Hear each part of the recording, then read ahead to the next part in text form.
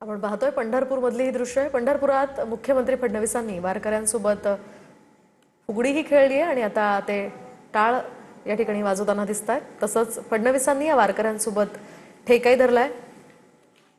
अमृता फडणवीस, गिरीश महाजन, मुख्यमंत्री देवेंद्र फडणवीस ठिकाणी आणि उपस्थित त्यांच्या आहेत। पत्नी अमृता फडणवीस या देखील या ठिकाणी या पर्यावरण दिंडीमध्ये सहभागी झालेले आपल्याला पाहायला मिळत आहेत आणि आपली वारी जी आहे त्या ठिकाणी ते मुख्यमंत्री म्हणून या ठिकाणी पार पाडताना आपल्याला पाहायला मिळत। खरं तर आज आणि फुगडी खेळ या पर्यावरण दिंडीमध्ये ते सहभागी झालेले आपल्याला पाहायला मिळत आहेत।